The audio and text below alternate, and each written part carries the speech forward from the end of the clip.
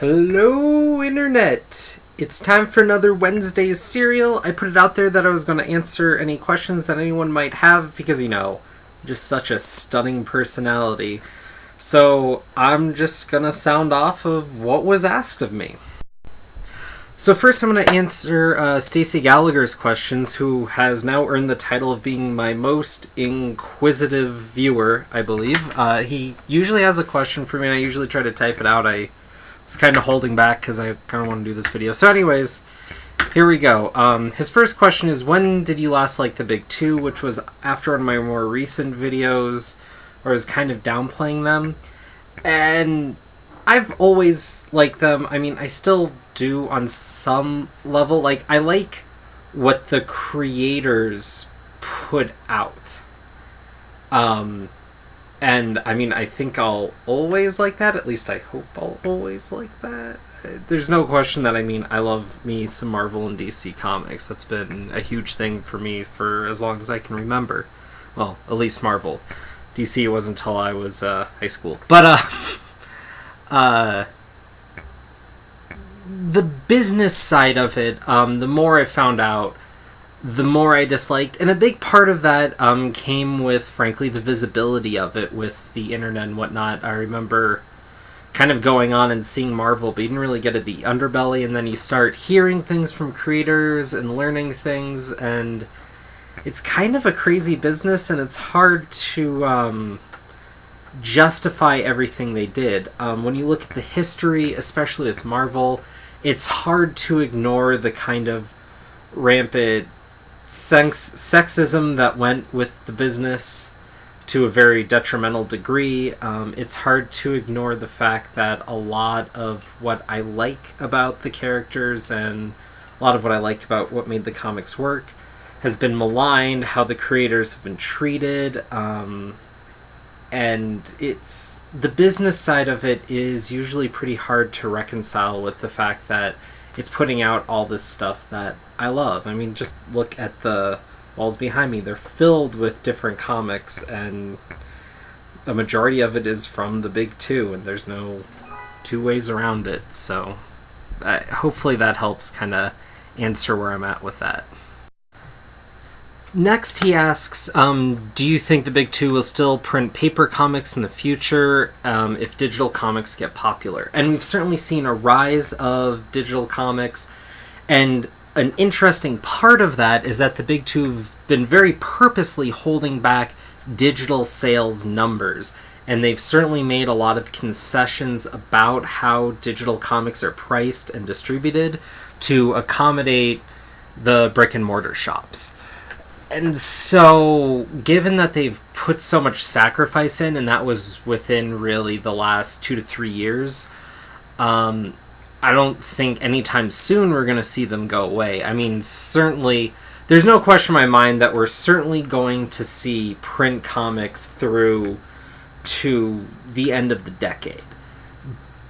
But we're starting to see a few seeds of more want for some digital distribution.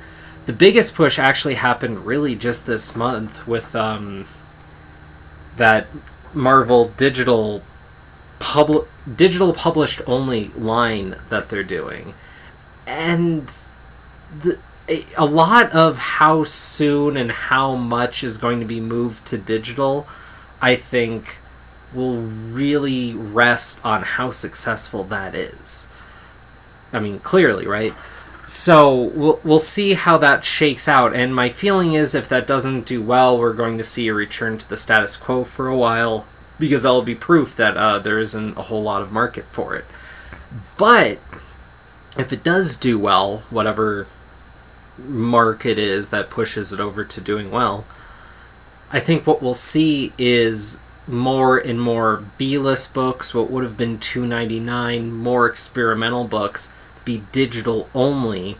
And my guess is for all of these digital only books, it's going to be digital first only, and then they're going to print trades later, would be my assumption, because it seems like they'd be losing out on a lot of chance for profit by not.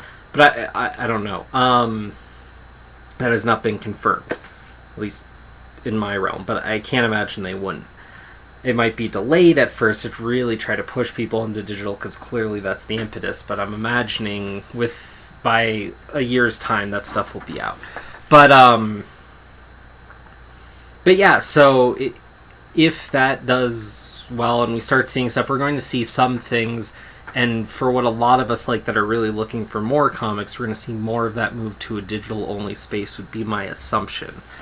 The fact that they're still charging $2.99 for those, so I mean the profit margins when you make that digital are huge. I don't know if any more goes to the creators or anything. I don't know exactly how that breaks down, but I know there's more money to be had by them for doing that, and how much Comixology cuts, and if they start trying to push maybe a little further away from Comixology with that, I don't know.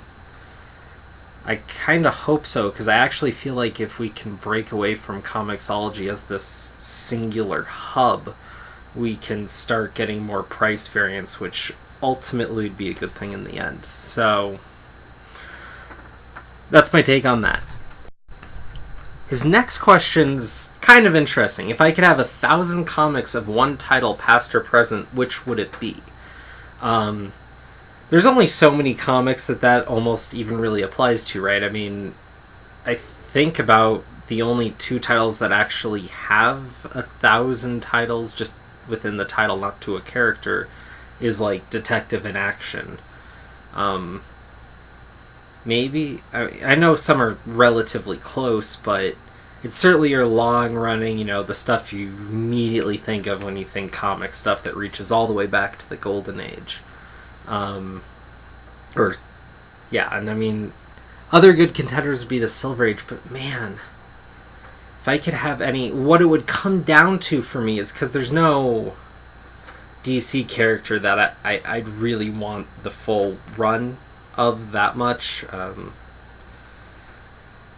It would really come down to, would I want the Uncanny X-Men run or the Amazing Spider-Man run? And if I could just have one, that's a rough choice, but I think I would err on the side of actually getting the X-Men run. Partially because I own less of it currently, and also because I feel like it would be more interesting to see the dip and dive and where all the characters come from, and I wouldn't get as much from reading a lot of the older Spider-Man stuff and more of them. What it would come down to is, because both of them have some amazing highs, but the middling X-Men comics I feel are more interesting because you're going to be learning about different characters and times in comics than Spider-Man. Whereas the Amazing Spider-Man, if you look at the history of comics, is a really amazing title that really pushed and influenced it in its heyday, and it's so far from its heyday now, but I mean, that was the title that broke the code. That was the title that brought, certain issues just brought people to comics, and there's a lot more iconic Amazing Spider-Man covers and moments, I feel, than almost any other series. And a lot of that was probably in the hundreds to 200s range. Obviously some before and after. But something about that moment with Spider-Man, just is what made and defined everything that we've seen with every other incarnation of Spider-Man since. So, and here I am rambling about that run when I feel like I'd still pick the Uncanny X-Men. It's just, those are the 2 would come down for me, and I'd err towards Uncanny X-Men, mostly just to get the entire Claremont run one fell shot. That'd be pretty sweet, right? Grade A Comics asks, are you coming back to ASM, mate? Which I'm not even going to try to do his accent. Man. Yeah, I never left. It's not been Amazing Spider-Man. It's been the Superior Spider-Man. So when they start publishing ASM and Peter Park and all that, I don't want to be buying that $3.99 month whatever, but I couldn't not. No, I'll be doing that, and I might find a way to read Superior cheaply. Get those in trades or something and read that and kind of catch up just so I know where I'm at. But I don't think I don't think I could not read Amazing Spider-Man once Peter comes back. I mean, I kind of don't want to, and I really want anyone else to be writing Spider-Man at this point. But it's just one of those things I'm going to have to at least try, and if it's really intolerable, I'll drop it, but I can't imagine that. Mad Coach 12 asks, this might be a bit off topic. No, man, you're talking about comics. But I was wondering what you think about the announcements made at the Image Expo yesterday. Clearly asked this a little while ago. Cough hack, I'm making the video now, whatever. Okay. Are you excited for all the new projects, or do you think there should be more diversity? At first I thought, wow, that's a lot of new books coming out. I'm really excited, but then I realized it was mainly all sci-fi and horror books. And you're right, it is mainly sci-fi and horror books. And we look at Image and what they publish, most of it falls under kind of like a Venn diagram of three camps: sci-fi, horror, and crime. And, you know, some have two elements, some are all three, and some are one. You know, pretty much it's that. And then they have a few other, like, off-brand superhero things, and that's pretty much it. But outside of that, as far as what kind of stories you can publish, like, what else is there? There's, like, romance or comedy or human interest, I guess. And it would be cool to see some more of that, or maybe something, like, really out there. But, the bottom line is, yes, I would like to see more diversity. I also feel like Image is getting there. Realizing their position, that they're carving out market share, like, percent by percent, like they're somewhere around 12% right now. I understand that they can't necessarily go too far out, and I mean, for the most part, comics are still limited to what in book world would be considered genre fiction. And I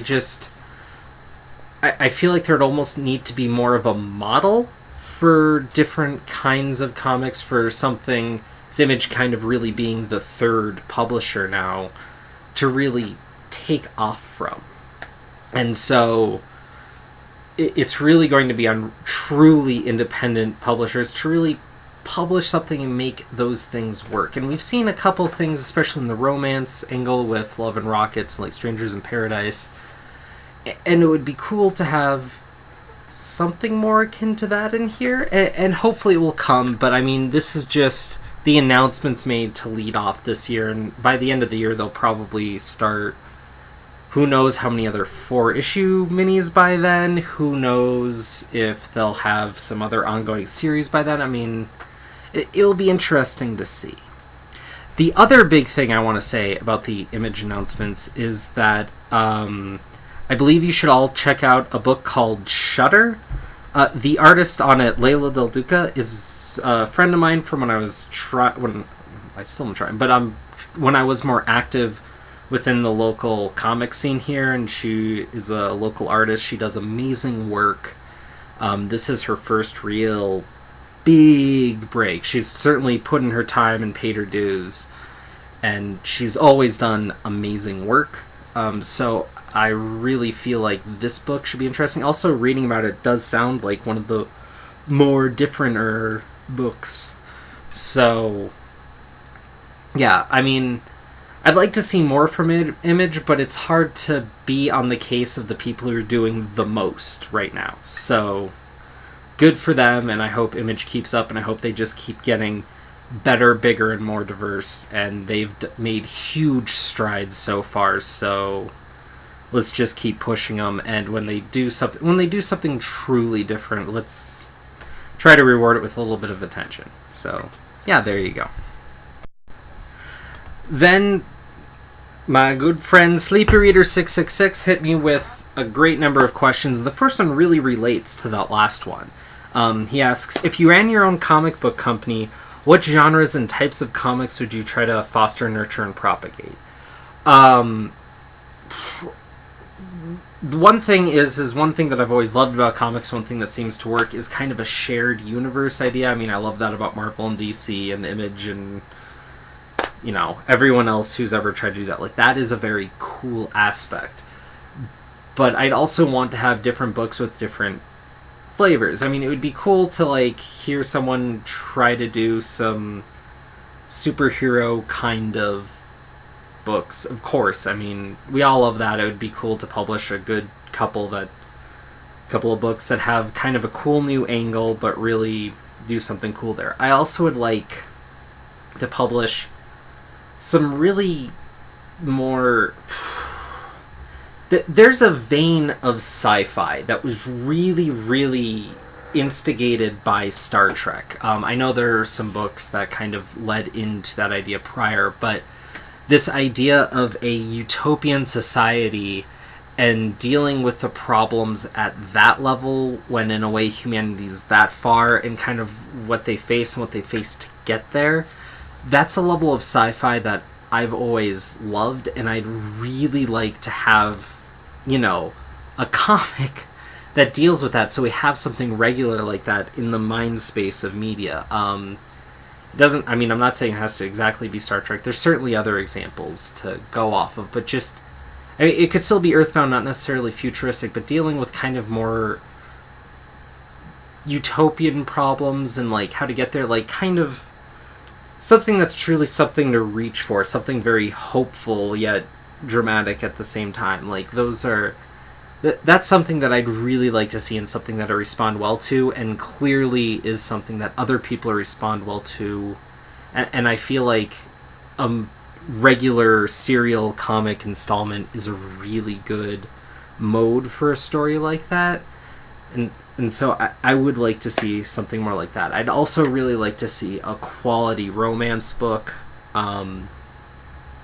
So that would be great. And I'd really... I mean, almost anything would have to have a sense of humor if I was going to put my okay on it. But an honest, like, straight comedy comic, even if it was more like anthology or something, just really putting together something funny and putting it out there, I think would be great. Kind of maybe get back more to the roots or do something crazy and new, just something like that. And another thing that I don't think has been around in a really long time would be kind of collecting short, you know, like 3 to 15 page comics that not even really creators do, but just that people make, that are pretty darn cool, and maybe not something big or huge, but just fun little stories.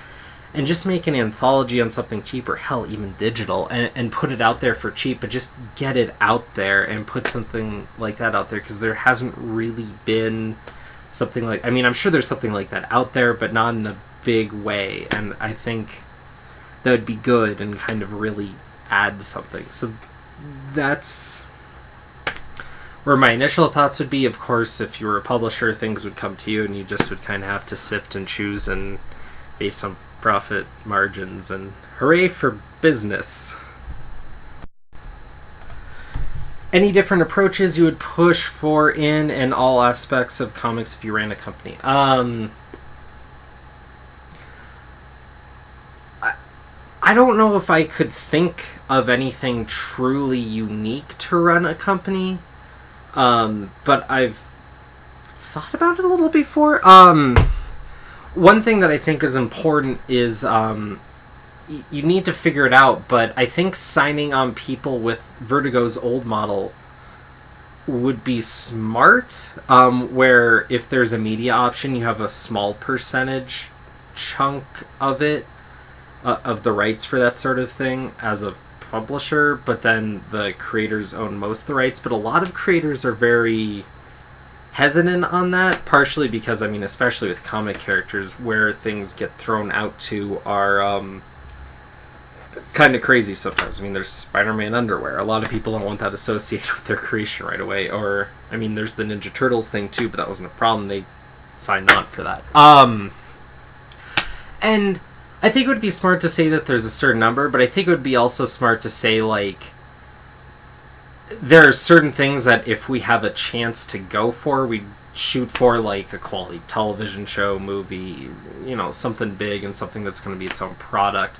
But if it was ever going to be something else or something fringe or something that would come up, the creators would have a chance to shoot down the idea first. Like, maybe people would want keychains of whatever, And maybe they're okay with that, because, I mean, it's fairly innocuous, and yeah, it's a small thing, but if they have a cool character design, people want,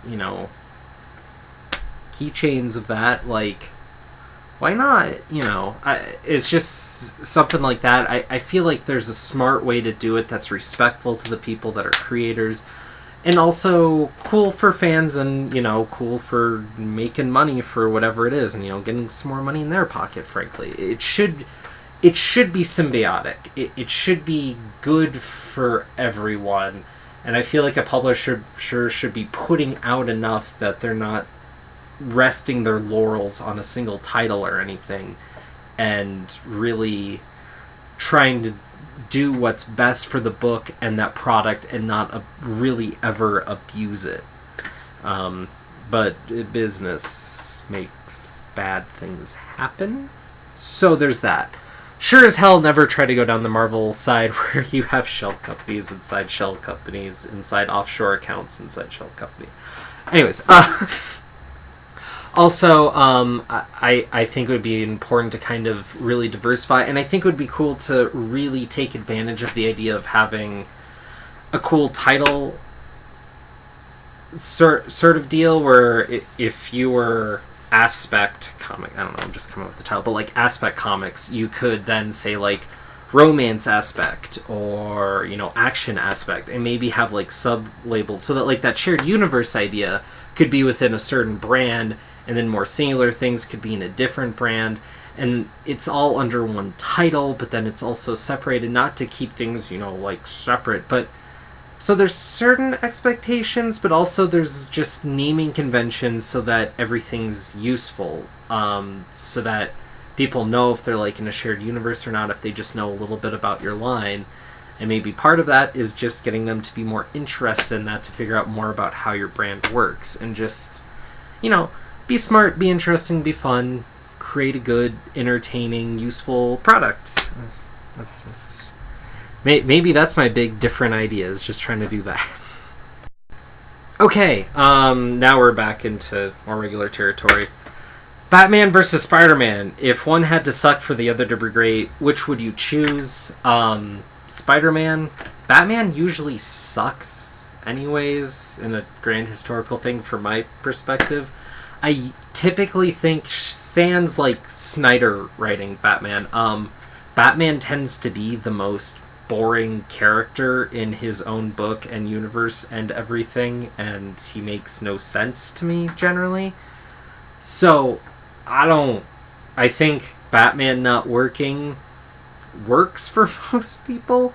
I just wish Spider-Man would work better, and I wish Spider-Man could be back on and be back where he was in his heyday, where he was more socially relevant, pushing more boundaries. I feel like we need a comic like that in the big two right now that's really going to get back to being a little bit more controversial and pushing a little bit more ground, because otherwise it's getting to a point where we're stagnating. They're fighting each other so much and doing all that.